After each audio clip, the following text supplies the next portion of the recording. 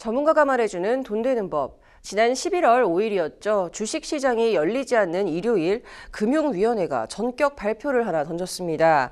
내년 상반기까지 공매도를 전면 금지를 하고 전향적인 공매도 제도 개선을 추진하겠다는 내용이었는데요. 이번 주 이 시간에는 지금까지 공매도가 어떤 문제가 있었고 어떻게 개선되면 좋을지 한번 다뤄보도록 하겠습니다. 오늘은 특별한 게스트 한 분도 모셨는데요. 주식대차거래 플랫폼 디렉셔널의 김도희 이사님 모셨습니다. 이사님 어서 오세요. 안녕하십니까. 네, 변호사님 어서 오세요. 네. 자, 이사님 나와주셔서 다시 한번 또 감사드리고요. 오늘 좋은 말씀 한번 기대를 해보겠습니다. 먼저 변호사님께 첫 질문 여쭤보도록 하겠는데요. 공매도 이게 대체 뭘 말하는 건지 좀 모르시는 시청자분들도 계실 것 같거든요. 이거 좀 설명 좀 부탁드릴게요. 네, 매도 앞에 빌공, 빈 매도라고 할 수 있는데요. 무슨 말씀이냐면 지금 자기가 가지고 있지 않은 주식을 파는 거라고 합니다. 일반적인 매매에서는 자신이 가지고 있는 주식을 팔 수 있지만 공매도에서는 가지고 있지 않은 주식이라 할지라도 타인으로부터 빌려와서 그것을 판 다음에 이후에 빌렸던 주식을 나중에 갚게 됩니다. 주식으로 빌려서 갚게 되니까 처음에 이제 시세가 높을 때 빌려와서 매각하고 그리고 시세가 낮을 때 다시 주식을 갚게 되면 수익이 나는 그런 구조입니다. 17세기 시작되었다는 말도 있듯이 되게 오래된 매매 방식입니다. 네, 그렇군요. 이게 주식을 빌렸다가 이렇게 판다라는 개념으로 보면 될 것 같은데 이사님 이거는 어떠한 종류가 좀 있을까요? 네, 주식을 빌리지 않고 파는 공매도를 무차입 공매도라고 부르는데요. 이런 담보 없이 주식을 사고 팔 수 있다 보니 시장을 교란시키기 쉬워서 우리나라를 포함한 대부분의 나라에서 엄격히 금지하고 있는 상태입니다. 그 밖에 우리나라에는 대차거래랑 대주거래라는 제도가 있는데요. 대차거래는 주로 기관이나 전문 투자자를 대상으로 하고 대주거래는 개인 투자자를 대상으로 하고 있습니다. 네, 이제 문제의 11월 5일 금융위 보도자료부터 한번 좀 뜯어보도록 하겠습니다. 먼저 코스피 200, 코스닥 150 편입 종목 외에 코스피, 코스닥, 코넥스 전 종목에 대한 공매도가 2023년 6월까지 금지가 됐습니다. 시장 조성자 그리고 유동성 공급자 등의 차입 공매도는 허용이 된다라고 금융위에서 말을 했는데요. 이번 조치의 배경 어떻게 설명을 하고 있나요? 네, 금융위원회에서는 대외 의존도가 높은 우리 경제가 불확실성이 커지고 있는 만큼 이런 상황을 이제 배경으로 보고 있습니다. 국내 증시 이제 변동성이 해외 주요 증시 대비 좀 높은 편인데요. 이것 때문에 시장의 불안이 가중되고 있는 점을 배경으로 꼽고 있습니다. 국내 증시 변동성이 이제 해외 주요 증시 대비에 좀 높다. 그래서 불안이 이제 요새 시장 불안이 가중되고 있는 상황에서 이제 공매도를 조금 중단할 필요가 있다 이렇게 설명을 하고 있고요.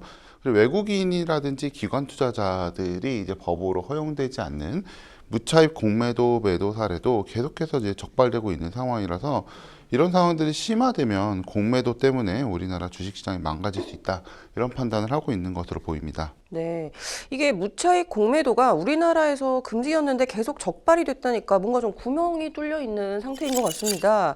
이런 문제를 막기 위해서 금융위원회에서 뭐 어떤 제도를 해서 개선을 하겠다 뭐 이런 걸 내놨을까요?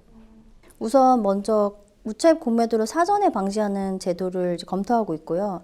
그리고 글로벌 IB 해외 투자 은행들에서 대규모 무차입 공매도 사례가 이미 확인이 된 만큼 글로벌 IB를 전수 조사하고 있고 무관용의 원칙으로 처벌을 강화해서 제재 수단을 또 다양화하겠다고 하고 있습니다. 네. 하지만 이게 아직 구체적으로 좀 어떻게 처벌을 강화를 하겠다, 또 기울어진 운동장을 어떻게 해소를 하겠다라는 구체적인 방안은 좀 아직 없는 것 같은데요. 변호사님, 결국 국회에 입법이 또 필요하겠다라는 말도 될 것 같습니다. 국회에서는 좀 관련해서 어떤 법들이 추진이 되고 있을까요? 네, 여야 가리지 않고 많은 수의 법안이 이제 제출되어 있는데요. 자본시장법 개정안으로 제출되어 있습니다. 전체적인 내용은 금융위원회의 방안을 좀 이제 구체화시킨 그런 듯한 내용들이 좀 있고요. 보시는 바와 같이 현재 공매도에 관해서 기관과 외국인보다 무거운 규제를 받고 있는 개인 개미 투자자들한테 이 규제의 내용을 똑같이 하자는 것입니다. 그리고 불법 공매도 등에 대한 처벌을 강화하는 내용도 있습니다. 국회의원들의 법안 말고도 이 5만 명 이상의 동의를 얻은 이 국회 국민청원에서는 기울어진 운동장 해소, 처벌 강화 외에 공매도 실시간 전산화에 대한 내용도 있었는데요. 이사님, 반대로 생각을 해보면 지금까지 이 공매도가 전산화가 되어 있지 않다는 말인가요? 네. 대차거래가 이제 시스템 없이 수기로 거래가 되고 있다고 하면 상당히 놀라실 텐데요. 바로 이 점이 무분별한 불법 공매도가 생겨나게 하는 원인 중에 이제 큰 이유라고 할 수 있습니다. 그래서 국회의원들 발의한 법안 중에서도 이제 공매도 전산화를 이제 의무화하는 방안들이 많이 나와 있습니다. 네, 이게 저도 사실 일반 국민 입장에서 당연히 전산화가 돼 있을 줄 알았는데 아니라는 점에 사실 참 좀 놀래기는 했고요.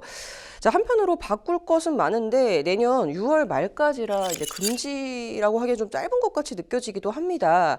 공매도가 시장에 좀 필요하고 금지를 오래 할 수 없는 이유 뭘까요, 변호사님? 네, 주식을 사는 사람들은 대부분 이제 주가가 오를 것이라고 생각하고 이제 참여하시는 분들이 많고요. 네. 반면에 이제 주가가 이제 떨어질 것이다 이렇게 생각하시는 분들은 아예 시장에 참여하지 않으시는 경우가 많습니다. 그래서 공매도가 없다면 이제 주가가 대책 없이 이제 올라가서 버블을 형성할 수 있게 됩니다. 그래서 이제 공매도는 주식의 이제 실제 가치와 실제 주가 사이가 너무 벌어지지 않도록 하는 버블을 어떻게 보면 통제하는 그런 역할을 한다고 할 수 있습니다. 네, 좀 긍정적인 방향으로 논의가 마무리가 돼서 개인 간에도 대차 거래와 공매도를 할 수 있는 이런 플랫폼들이 자리를 잡았으면 좋겠습니다. 자, 마지막으로 김도희 이사님께 좀 정리를 청해보도록 하겠습니다.